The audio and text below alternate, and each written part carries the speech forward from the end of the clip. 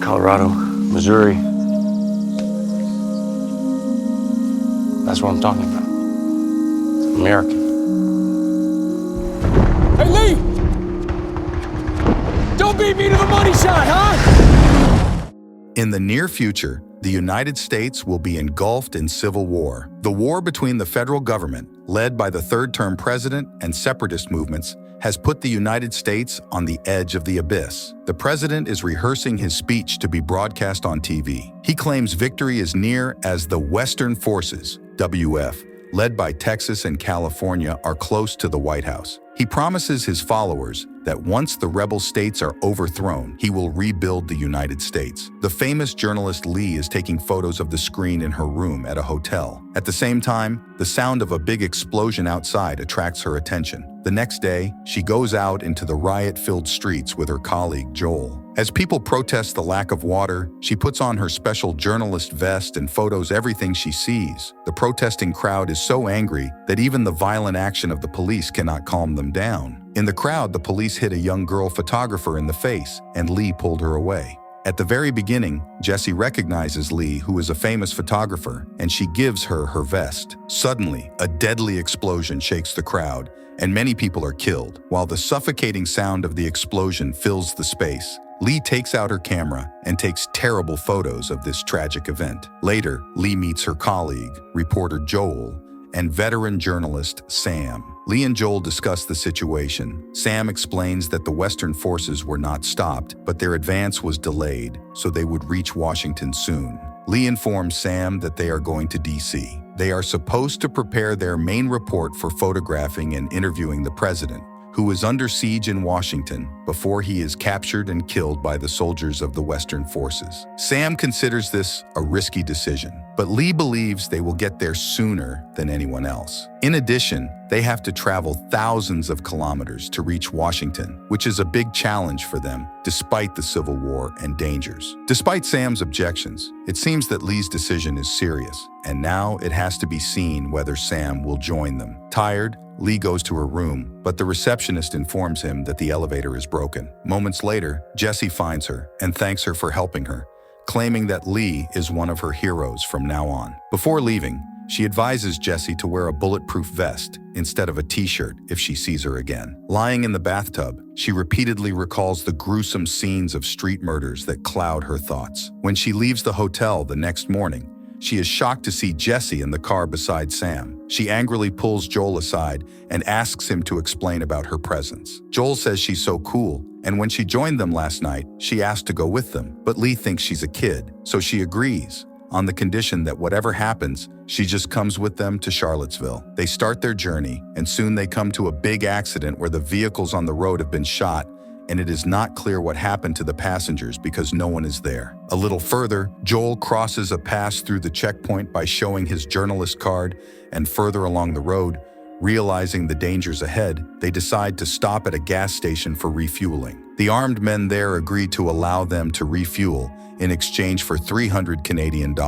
While Joel is fueling the car, Jessie says she will check around, and one of the gunmen follows her. After that, Lee joins them, and a scary scene appears for Jessie. Two people hanging by their hands, clearly suffering severe torture. The gunman explains that these are looters, and he asks Jessie to decide their fate, kill them immediately or let them suffer. Jessie is shocked and fearful as Lee unexpectedly asks him to stand near the two of them for a group photo. Later, as they drive away from the gas station, Jessie sadly says that she was so shocked that she forgot to tell him not to shoot them. She didn't even bring her camera to take a photo.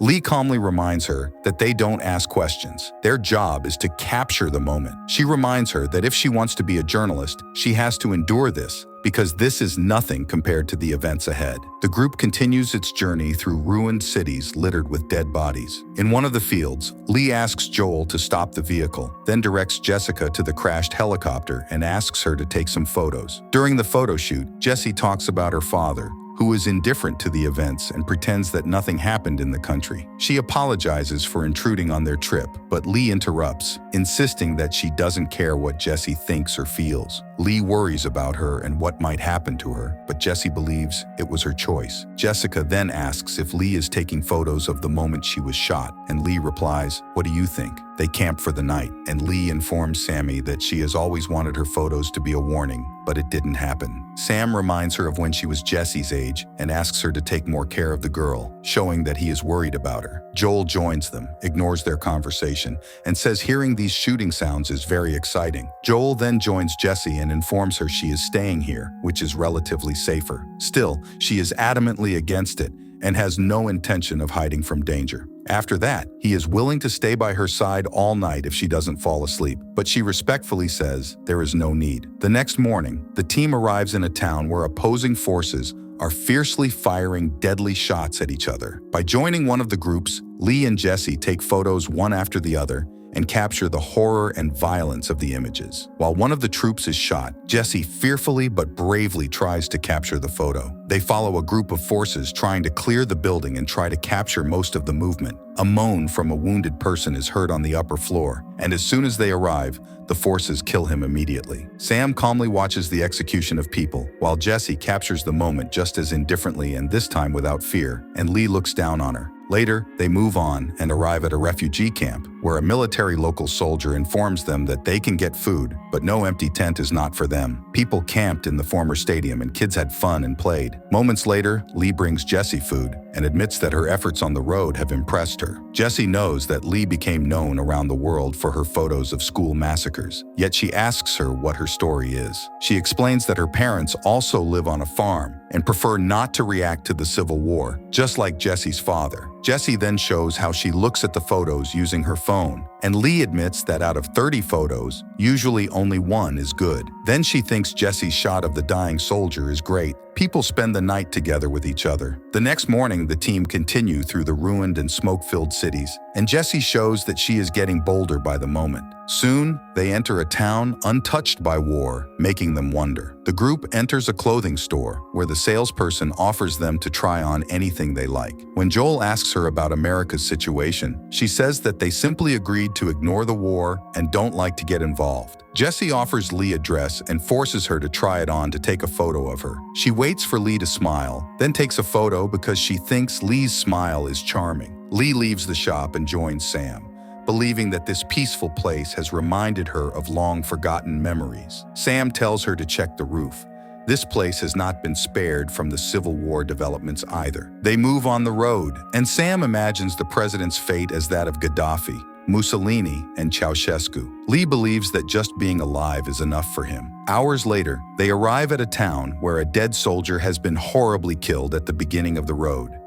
They are hesitant to continue. However, Lee looks around to ensure they are not threatened, so they decide to cross. As the vehicle moves slowly, someone fires at them. Journalists stop behind a truck that is a little ahead. Moments later, they carefully get out of the car, and it turns out that a sniper and his assistant are lurking. They admit that they don't know who the shooter is, but whoever it is very professional, and they are trying to neutralize him. While Jessie captures these moments with her camera, Lee lies on the grass and stares at the beauty of the flowers. Eventually, the sniper kills him. The way is opened, and the journalists continue their journey on a forest road. Sam tells Jessie to take a break, and minutes later, Lee notices a car following them. She decides to slow down and let it pass. However, when the pursuer reaches her, it turns out that they are reporters and their colleagues from Hong Kong. One of them, Tony, goes up to Lee's car while driving. Even though it is a dangerous idea, Jessie imitates his action and goes to the Chinese journalist's car. Their speed is so high that they quickly move away from Lee.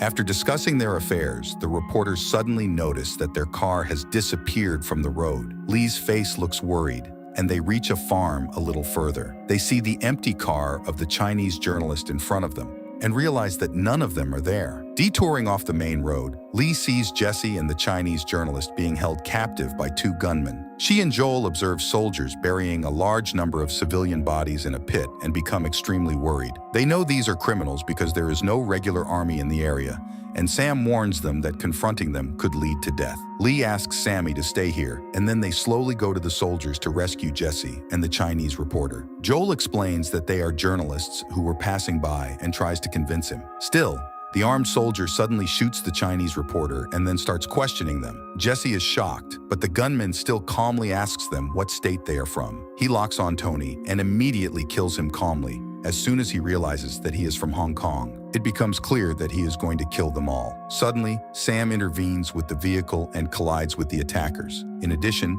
Jesse falls into the pit with them and moves among the corpses, which scares her. While completely shocked, Joel manages to catch her, and the three of them quickly jump into the car and run away. An assailant sees them fleeing and shoots at them as the car drives away. Jesse and Joel scream under the influence of what happened to them, and when they get a little further away, they realize that Sam has been shot. They put him in the back seat, Joel replaced him, and they sped down the road. Night comes, and the car passes through the burnt forest. Everyone is upset, and Sam is breathing hard. They are mesmerized by the flaming trees on both sides of the road. Near morning, they finally arrive at the Western Force military camp and realize they have lost Sammy, and Joel cries out for him. They meet with their colleagues and find that the government forces have effectively surrendered, so their dream may never come true. Joel believes he and Lee were late and missed the story, so Sam's death was in vain. Lee meets Jesse by the river to talk a little about Sammy. She claims that during the last few days, she was not so scared and did not feel so alive. While Lee wipes Sam's blood from the back seat, Western forces head to Washington to deliver the final blow to the current federal government and capture the president.